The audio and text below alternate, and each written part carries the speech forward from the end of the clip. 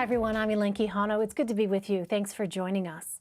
After spending the first months of his term passing and promoting coronavirus relief, President Biden is rolling out his next big priority.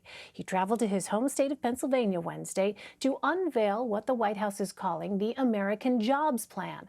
The more than $2 trillion proposal is focused on infrastructure. The Biden administration will convene its first full cabinet meeting to discuss the measure Thursday. Here's how the president described his vision earlier. 2 years ago, I began my campaign here in Pittsburgh, saying I was running to rebuild the backbone of America. And today, I return as your president to lay out the vision of how I believe we do that, rebuild the backbone of America. It's a once-in-a-generation investment in America, unlike anything we've seen or done since we built the interstate highway system and the space race decades ago. In fact, it's the largest American jobs investment since World War II. Weijia Jiang, Marianna Sotomayor, and Jess Bidgood join me now. Weijia is CBS News senior White House correspondent. Marianna is a congressional reporter for The Washington Post. And Jess is a national political reporter for the Boston Globe. Welcome to all of you. So, Weijia, what is in this bill and what impact would it have? Elaine, at $2 trillion, this is a sweeping bill, and you can think of it as a facelift for the U.S. with regard to things like bridges and roads and really everything that, keeps the country running. And that's why the bulk of this bill, with regard to the money, is $621 billion at least to repair about 20,000 miles of roads, 10,000 key bridges, in addition to money set aside for several other things, including broadband internet.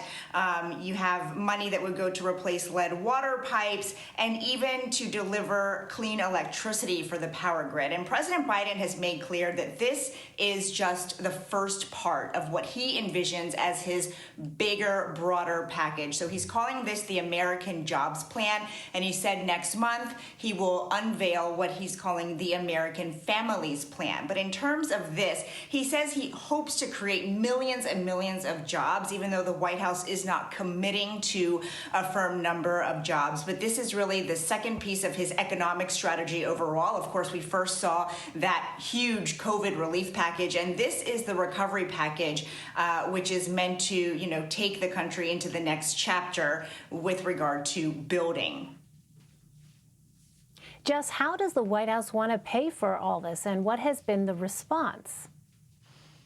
Sure. President Biden wants to pay for this by raising the corporate tax rate from 21% to 28%.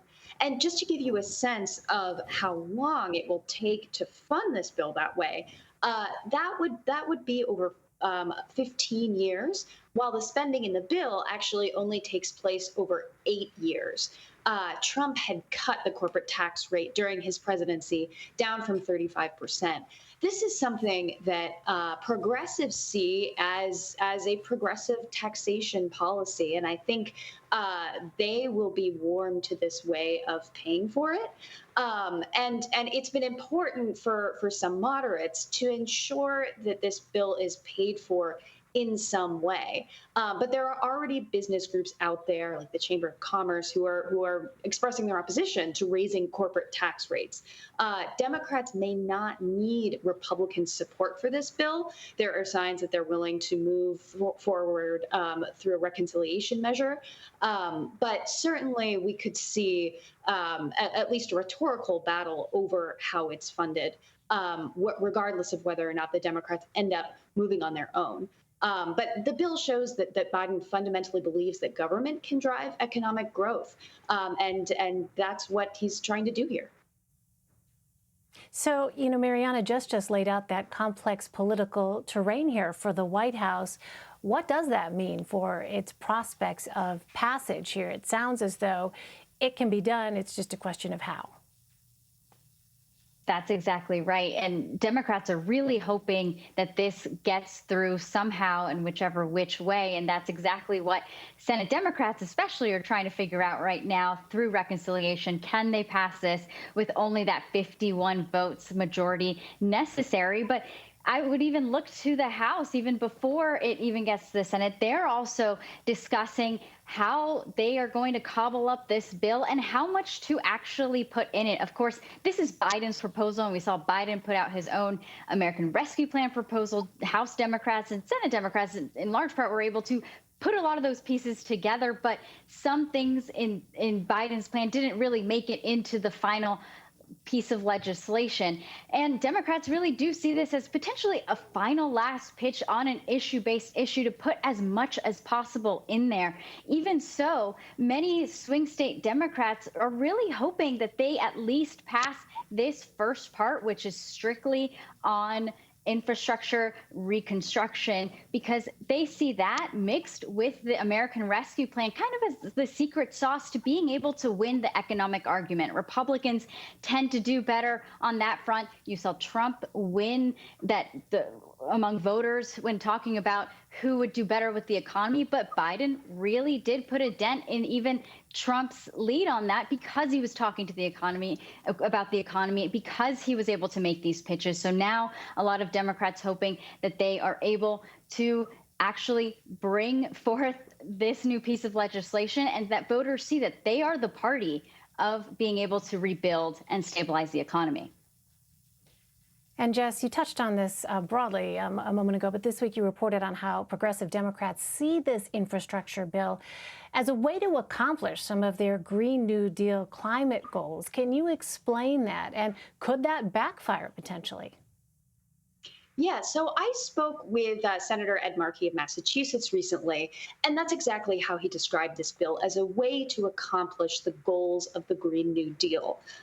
He and other progressives see it as a way to drive investment in clean and green energy, to kind of supercharge the nation's energy transformation in an environment in which they have struggled to pass standalone cap and trade bills or other kind of narrower climate bills. The strategy here is to weave climate into something bigger, into this economic plan. The bill also includes a clean electricity standard, which would require a portion of U.S. electricity come from zero emission sources like wind and solar. That's another thing that environmental progressives have really come to embrace recently, investments and standards. The question is absolutely going to be, are all Democrats on board with something that is described as accomplishing the goals of the Green New Deal? I spoke with Senator Joe Manchin of West Virginia. He's going to be a key vote here, of course. And he said that he hoped that there was room to do something on climate. He said nobody wants to, breathe bad air or drink dirty water. But as soon as I raised this point about the Green New Deal, he said, well, I haven't heard that. So I think it's going to be really interesting to see on Capitol Hill if this bill is at all perceived as too environmentally progressive for some moderates. But I think there's a lot of confidence both in the White House and among progressives on Capitol Hill that ultimately every Democrat is going to see something for their own state in this bill and come together to pass it, at least through reconciliation. Well, Marianna, your latest reporting looks at how this bill and the accompanying visit is a chance for President Biden to back up his campaign promises to swing state voters. Why Pennsylvania, and why is this plan critical to Democrats politically? Well, Pennsylvania is where Joe Biden was born. He's known as the son of Scranton, and sometimes colloquially when he was in the Senate as Pennsylvania's third senator. So there is that special place in his heart. And it's worth mentioning during the pandemic, of course, he was grounded in Wilmington, Delaware. The closest place he could get to campaign, the closest swing state, was Pennsylvania. He actually made 19 separate swings over 5 months and even did a train tour, which I was on that Amtrak train with him, where every single stop he made, he really pitched this Build Back Better agenda. And it was made up of 5 different parts, a lot of that being incorporated into these this main proposal that he pitched today, a little bit going into that second part that he's going to pitch in April, and really what a lot of members of Congress, and of course Pennsylvania continues to be that swing state, put Biden over the edge. A number of Democratic members in swing districts, as well as those running in the Senate now that Senator Pat Toomey is retiring. Of course, he a Republican, Democrats trying to win over that seat. They want to have evidence. They want to be able to go on the campaign trail and say, look, we passed the American Rescue Plan. We passed this infrastructure bill. And for a state that is very filled with many unions, a lot of workers, and how many people were telling me, in terms of, new green infrastructure, they'll be able to maintain and potentially create even more jobs. So Pennsylvania, really a state not just personal to Biden. He's in some ways just wanting to go back, fulfill that campaign promise that he made several times in the last several months of the general election. But also it could just help a number of Democrats that are trying to protect their districts, and as well as potentially expand the Senate majority in the next election.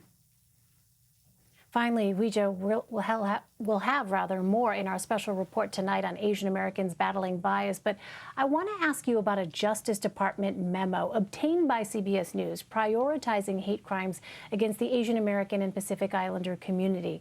What does that mean exactly, and how does it fit into the government's efforts to stop continued violence against Asian Americans? So this was a memo from Attorney General Merrick Garland to staffers in which he announced a 30-day review of the way the Justice Department is currently looking at hate crimes. And really, it's a fact-finding mission to better understand what resources and tools the department already has to see if they need to change anything and add new policies in order to do better. Because as we have been extensively reporting on, the number of crimes and attacks in the AAPI community continues to rise. So they will be looking at things like, how these hate crimes are tracked, how different law enforcement agencies engage with the community, whether there's enough priority placed on prosecuting these crimes once suspects are charged. And within 30 days, the Attorney General will get recommendations from those who are leading this effort to look again at what is currently happening and what more needs to be done. And this is on top of separate actions that President Biden just announced yesterday as well, because this has been a real priority for him since he came into office, because when he did, the surge in violence was really spiking. And so from day one, he has really committed to not only condemning the language that may have led to these attacks, but doing something about it. And that's what we're seeing now as the Justice Department tries to answer what more they can do. Elaine. All right, Weijia Jiang, Marianna Sotomayor, and Jess Bidgood, thank you all very much.